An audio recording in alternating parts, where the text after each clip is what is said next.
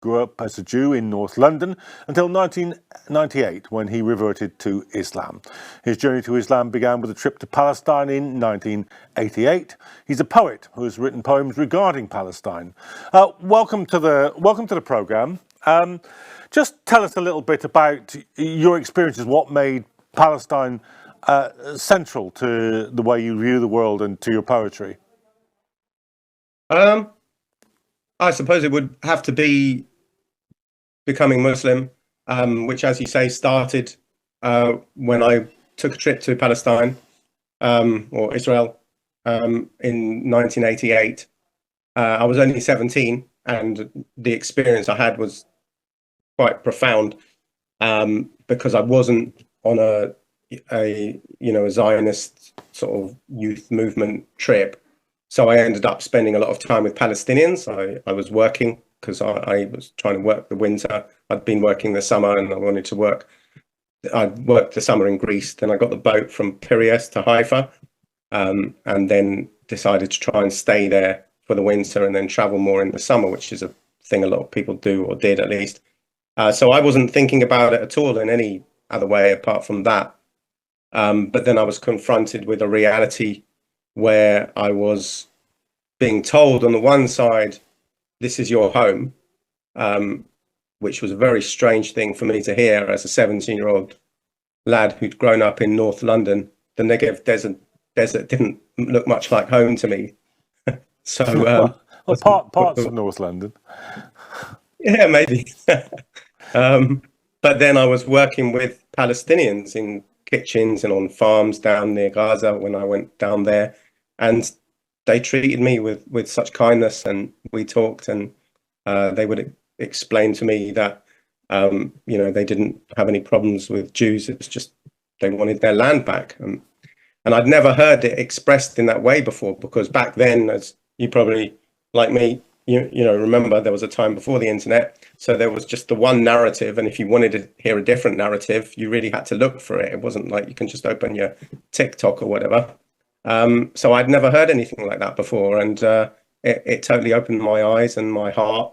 Ended up with me becoming Muslim, which changed my life. I've been Muslim 25 years and got a Muslim wife and children, or grown-up children now. So it's a big part of my life. I can't, and I've always felt like I have a debt to Palestinians, I guess, in a sense, for opening me to Islam. So, Mohammed, on that first trip as a 17-year-old, how long were you in Palestine then? It was 6 months all in all, I guess. But it was like back and forth. So I worked in Tel Aviv washing dishes for a while in a Chinese restaurant, of all places. And there was Palestinians from the West Bank would come in and work in the kitchen. So we would talk. Excuse me. Then I went from there to Egypt, and Egypt had a massive effect on me. I'd never been to a Muslim country before, so being in the desert, hearing the adhan, I think one of the most impressive things that impressed me the most was just the piety of the people and the attachment of people to their religion. Seeing people in Cairo on Jummah praying in the streets because there's no place in the mosque. And I'd grown up in a situation where religion is a joke, it's something to be mocked, something to be laughed at, Monty Python, whatever. It's not something people take seriously. That sort of cynical attitude towards religion was what I had experienced. So it really impressed me. So that had a big impression on me. And then when I went back to Israel through the Rafah border, interestingly, which at that time was fully in control of Israel, and then I worked on a farm near Gaza, which is basically a settlement. And Palestinians from Gaza would come and work with me, and we would pick tomatoes together, we would eat together, we would drink together, and the Israeli boss would be horrible to me, basically, because I was spending time with the Palestinians, and he'd say, why are you doing that? They're dirty, this, that, and the other, don't share food and drink. And I was astounded, and I said to him, but that's exactly what the Nazis said about us. How can you say that? I just couldn't get to grips with it. And I think anybody, any person who's open-minded, and young people tend to be more open-minded, who just sees things for what they are, their mind clears of Zionism. And once a young person's mind is cleared of Zionism, the path to then finding their way in religious terms is open, because Zionism is a very powerful indoctrination that holds a lot of people in it. And were you writing poetry at that age, or did that come later? Yeah, I've always written poetry, to be honest. I've always liked writing.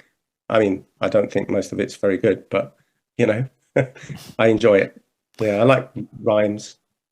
And what sort of, how much is your poetry involved with Palestine, or is that simply part of one of a number of subjects that you write about?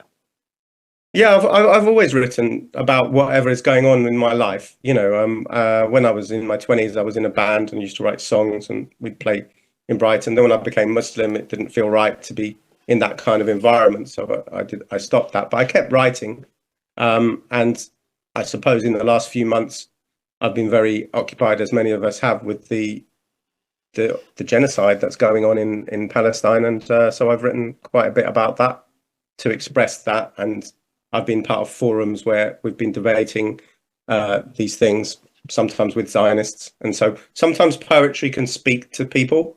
Yeah, and a lot of my inspiration, to be honest, comes from the Quran, in the sense that it's a beautiful. It's not poetry. It's it's the Quran. It's the living word of Allah, subhanahu wa ta'ala.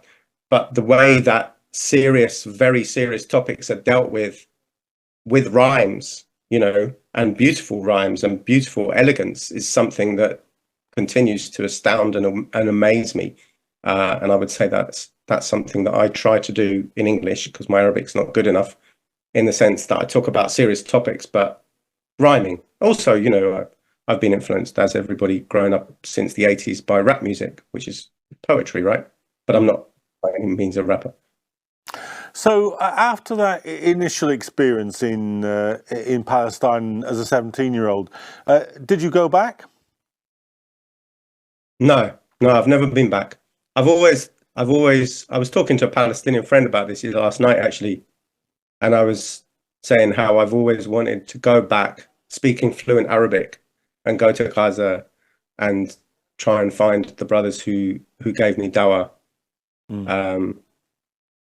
I should have gone, and Allah will make it, inshallah, that we can go there and it will be free. How long were you in Cairo?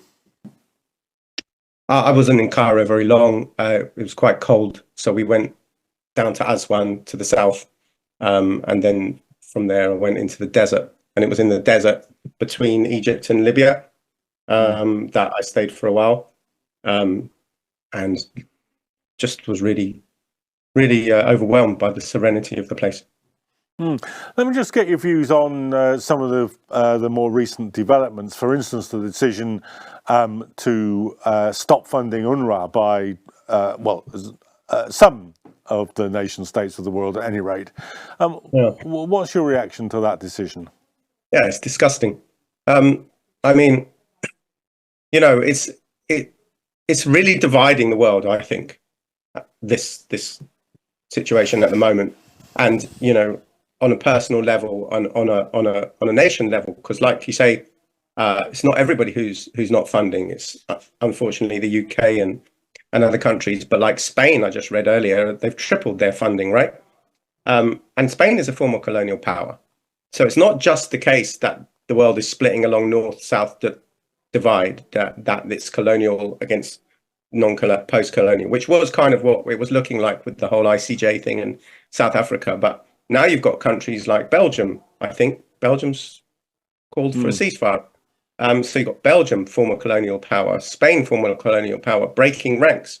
And I think it's because the devastation that is being wreaked on children, you know, mainly this is like a war on children, people have called it, haven't they? It's going to touch your heart, like, unless there's something seriously wrong with you, you know, with your mind, with your heart. And people are human. We know all these people, even Netanyahu, we've got to remember he's human. And Allah can guide who he wants, you know, and Allah can change the heart of the person who he when and how he wants. So people are waking up, and I've seen reports of people within the IDF coming out and in tears and giving details of the genocide, how the genocide is going on, and how the bombings are being ordered for what, to kill one Hamas member. They're allowed to kill hundreds of civilians. It's like okay now, and they can't believe it themselves. So I think it's an interesting time. It's a terrible time, but it's also maybe a hopeful time in that, the myths are being exploded of Zionism. I've never seen anything like this in 25 years of being Muslim and being an anti-Zionist. I've never seen as many people around the world coming out, as many Jews especially, coming out against Zionism. Well, that's an interesting thing, isn't it? Because obviously, until the establishment of the State of Israel, the Zionists were a minority among Jews, and we've seen an amazing rebirth of Jewish radicalism, of Jews who are not Zionists and indeed are as actively opposed as any of the rest of us to what's being done to the Palestinians. That's a remarkable turn of events, isn't it? Oh yeah, it's incredible. I mean, 25 years ago, I became Muslim, and I was I wasn't really part of the community at that point particularly, but I grew up in a Reform Jewish liberal community, which was where nobody was particularly religious, but everybody was Zionist, and the synagogue was a firm supporter of Zionism, and I came out against that and refused to go to the synagogue as an act of protest, and basically got ostracized from the wider community for that, not by my immediately family, thank God. But it was very much like, if you're going to be Jewish, you're Zionist. That's it. And there was no separating the two. Whereas now it's totally different. In that same community, the young people, a lot of young Jews are saying, we want to be Jewish, but we don't want to be Zionist, which I've never seen before. And then you go on TikTok and you do a search of Jews to Islam or something, and there's all these young Jews becoming Muslim, not just young. But I think it's because the Zionist myth has been exploded, and once that's gone from people's minds, they're free. And then either they can decide to be Jewish in a real sense, like the religious ones, Neturei Karta, are they, who come on the marches, or they can say, I don't want to be Jewish. But what Zionism has done is racialized Judaism and made it an ethnicity and a race, which is not. It's a manufactured identity. So once you take your mind away, once you get Zionism out of your brain, as a Jew, you can then say, well, do I want to be Jewish? And obviously that's the path I went down. I'd say I'm a true Jew. I wouldn't say I stopped being Jewish, because Muslims, we accept the prophets of Judaism, right? And then just Isa and Muhammad sallallahu. Let me just take you back to something that you said about your experience when you were in Palestine, about working alongside Palestinians and being an Israeli boss, because we mostly talk about Israel in political terms, about the denial of political rights to Palestinians, about the theft of land and so forth. But it's also a labour process, isn't it? It's there is an exploitive labour process which is a side to Zionism as well. Yeah, absolutely, and that's what you see when you go there.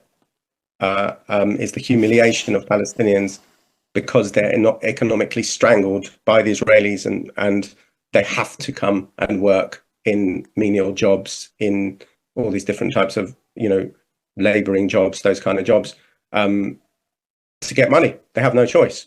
So they'll come in and then they'll be bussed out, bussed back. And that creates this relationship of servitude, which is very similar, obviously, to South Africa and apartheid system. And it creates an injustice.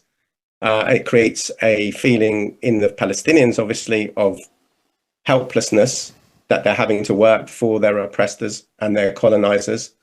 And then it feeds into what we see now from the right-wing fascists of Palestinians need to be, if they're going to be here, they need to be our slaves, which they're saying openly now, right?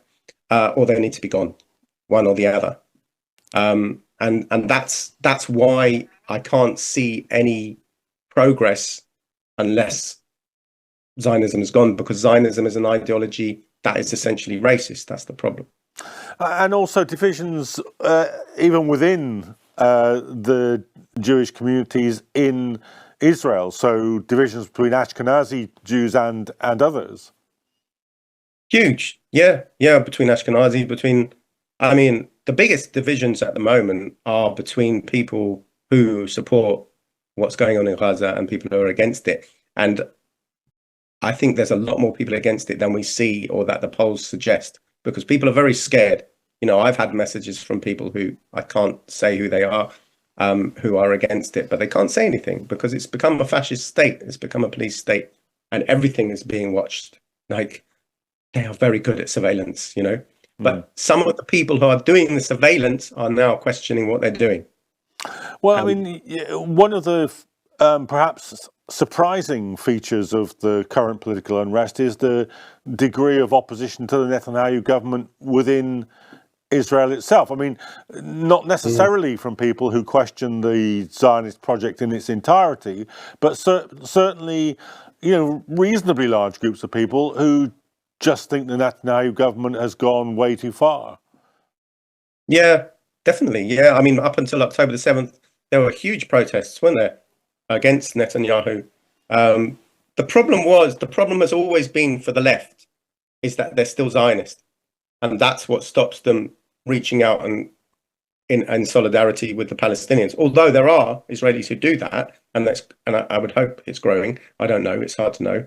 But that big left Zionist bloc, they can't do that because they don't want to relinquish the idea of having a Zionist state, a Jewish majority state. And really, I think they just, you know, people are starting to now say, well, why not? Like, especially in this world where it's all about equality and inclusion, why shouldn't you have a state where everybody's equal, rather than, you know, people have different ranks according to their ethnicity or religion or whatever? I mean, one of the great lies about the situation in Palestine is that the Palestinians want to ethnically cleanse the Jews, whereas for most Palestinian and for the most representative Palestinian organizations, the aim has always been a single democratic state in which people, Jewish, others, could live side by side as they did before the founding of the State of Israel. Yeah. I mean, it's a very strange argument, isn't it? Because it's like they say, what do they say? Every accusation is an admission of guilt or something. So they say, oh, you want to ethnically cleanse us, but it's them who are doing the ethnic cleansing. It's them who have created one state from the river to the sea, and this effectively, that's what there is, right? Except you've got different categories in the West Bank and in Gaza and within Israel itself for the Palestinians. But, you know, at the beginning, Zionism was an openly colonial project. You know, I've been reading Rashid Khalidi's 100-Year War on Palestine, which I'd recommend to anybody who wants to know. And the facts are just indisputable, which is why debate on this is being silenced across the world, because once you just talk about the facts, it's just so clear. You know, when it started with Herzl, it was an openly colonial project. It was like, with the British, you know, we're going to civilize Palestine, just like the British are going to have been civilizing India and Africa. And it was like, we're part of that mission. It was a very open colonial mission. That only changed in the run-up to the Second World War, where all the independence movements started across the world. And also the British started to see that they needed Arab support. So they thought, well, if we give Palestine to the Jews, then we're going to lose Arab support. So that's when they switched. And that's when the Jewish terrorism started against the British, you know, when they blew up King David Hotel and the Stern Gang and all of that. And, you know, that they then rebranded themselves, the Zionists rebranded themselves as a national liberation movement, which they still do to this day. That's how they portray themselves as the victim, by saying that they're a nation struggling for liberation and to express themselves when they're settlers. They're a settler movement, and they were. And now that, for the first time, that's become as clear as it was at the beginning, I think. Okay. Mohammed Daniel, thank you very much for joining us. Fascinating discussion there, but we've got to take a break now. We'll be back after this.